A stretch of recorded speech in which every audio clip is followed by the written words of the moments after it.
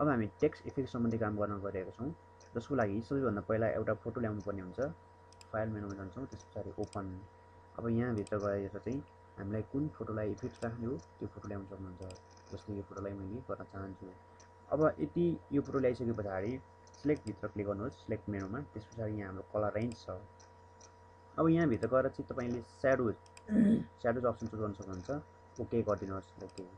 अब यसलाई चाहिँ नयाँ लेयरमा लानुपर्ने हुन्छ, त्यसको लागि कन्ट्रोल जे प्रेस गर्नुहोस्। अब के छ त, यहाँ हाम्रो मेन लेयर हो, मेन लेयरमा बस्नुपर्ने हुन्छ। फेरि हामी के गर्छौँ, सिलेक्टमा जान्छौँ, कलर रेन्ज। त्यस पछाडि यहाँ गएर चाहिँ अब चाहिँ यसलाई चाहिँ मिटोन्स गर्नुपर्ने हुन्छ। ओके, यसलाई पनि कन्ट्रोल जे। अब यो हाम्रो मिटोनको लेयर हो, एडिटभित्र जान्छौँ, त्यस पछाडि फिल गर्नुपर्ने हुन्छ। फिलमा गइसके पछाडि यसलाई 50% ग्रे गरियो। अब यसमा जाने हाम्रो यो स्याडोजको लेयरमा, एडिटमा जाने, फेरि फिलमा। अब त्यस पछाडि यसलाई चाहिँ ब्ल्याक गर्नुपर्ने हुन्छ, ब्ल्याक। ल अब यो दुईटा लेयरलाई हामीले मर्ज गर्नुपर्ने हुन्छ। मर्ज गर्नको लागि हामीसँग एउटा सर्टकट की छ, कन्ट्रोल ई। अब त्यस पछाडि यसलाई तपाईँले अहिलेलाई चाहिँ यतिकै स्टप भएर कन्ट्रोल यान गर्नुहोस्, छुट्टै एउटा पेज बनाउनुहोस्। अब हामीले यहाँनिर टेक्स्ट ल्याउनु पर्ने हुन्छ। यहाँभित्र जान्छौँ, समथिङ यो टेक्स्ट ल्याउँछौँ। यो टेक्स्ट कसरी निकालियो, equal to RAND, bracket open bracket close, enter. Control A भने कल सेलेक्सन, कन्ट्रोल सी। त्यस पछाडि यताबाट आएर टेक्स्ट टुल एक्टिभ गर्नुहोस्।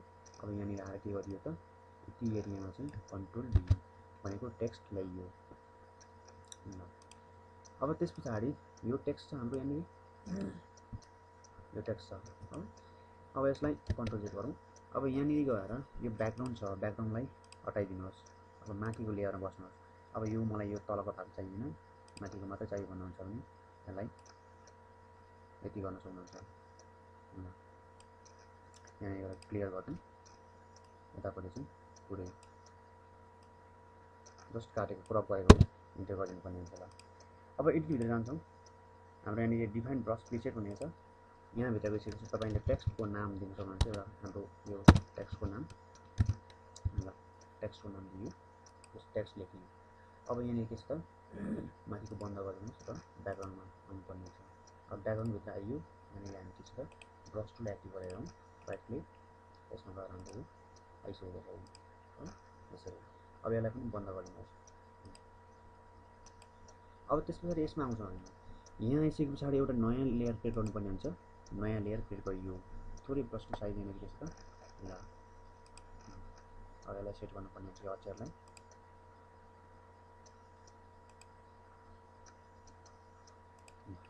अब त्यस पछाडि यो लेयरलाई बन्द गर्नुपर्ने हुन्छ। यो हाम्रो के छ, यो टेक्स्टको लेयर हो। यसलाई यहाँनिर डबल क्लिक गरियो, यो हाम्रो टेक्स्टको लेयर हो, यसलाई बन्द गरिदिनुहोस्।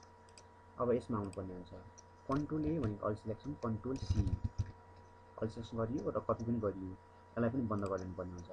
अब यहाँ माथि टेक्स्टको लेयरमा जाउँ। यहाँभित्र गइसके पछाडि एउटा मार्क्स हालिदिनुहोस्, यहाँनिर मार्क्स हालियो। अब यहाँनिर अल्ट थिचेर यो एरियामा, मार्क्सको एरियामा क्लिक गरिदिनुपर्ने हुन्छ, अल्ट थिचेर मार्क्सको एरियामा क्लिक गरियो, कन्ट्रोल भी गरिदिनुहोस्। अघि कपी गरिएको फोटोलाई पेस्ट गरिदियो। अब यो हाम्रो यस्तो आइरहेको छ, सिलेक्सन भइरहेको छ, यसलाई हटाउनु पऱ्यो भने कन्ट्रोल डी। र त्यस पछाडि यसमै हामीले के गर्नुपर्ने हुन्छ त, इन्भर्स गर्नुपर्ने हुन्छ हो, कन्ट्रोल आई गरिदिनुहोस्। अब त्यस पछाडि यति गरिसके पछाडि अब कन्ट्रोल आई गरियो। अब यहाँनिर गएर के छ त, यो टेक्स्टको एरिया छ, यहाँनिर क्लिक गरिदिनुहोस्। यो एरियामा, यो हाम्रो टेक्स्टको एरियामा आइरहेको छ। यहाँनिर गएर अब एउटा छुट्टै लेयर थप्नुपर्ने हुन्छ। फेरि यो लेयरलाई चाहिँ अलिक तल सार्नु, यहाँनिर गएर अब यसमा चाहिँ मैले के गरिदिन्छु त, व्हाइट कलर के गरिदिन्छु, कन्ट्रोल ब्याक स्पेस। किन भन्दाखेरि हाम्रो यो सेतो कलर पछाडि छ, यसमा मैले कन्ट्रोल ब्याक स्पेस गरिदिन्छु। ब्याकग्राउन्ड कलर के गरिदिएको छ। अब त्यस पछाडि यहाँ बस्छौँ, यो हाम्रो इफेक्टमा।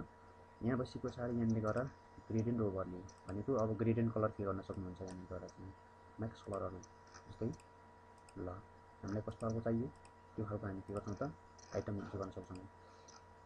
अब त्यस पछाडि यति गरियो। अब यहाँनिर गएर एउटा राइट क्लिक गर्नुहोस् र गोलो टाइपको ब्रस चुज गर्नुपर्ने हुन्छ। त्यस पछाडि यसको ओपासिटी चाहिँ अलिकति घटाइदिनु पर्छ। ल ओपासिटी थोरै घटाइयो र यहाँनिर गएर तपाईँले यो हार्डनेस एकदमै कम राख्नुपर्ने हुन्छ, हार्डनेस। अब त्यस पछाडि हामीले के छ त, यहाँनिर गएर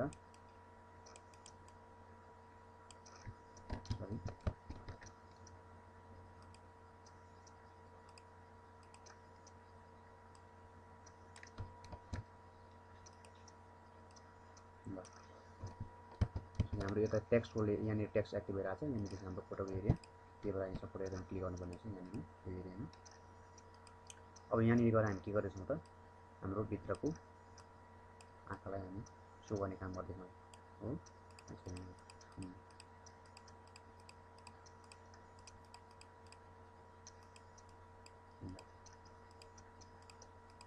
अब त्यस पछाडि ब्रसको साइज एकदमै ठुलो बनाउनुहोस् र त्यस पछाडि के गर्न सक्नुहुन्छ त यहाँ माथि गएर ओपासिटी एकदमै थोरै राख्दिनुहोस् ओपासिटी कम राखिदिनु ल अब यहाँनिर गएर एकचोटि क्लिक गरिदिनुहोस् अब त्यसपछि टेक्स्ट इफेक्ट यति नै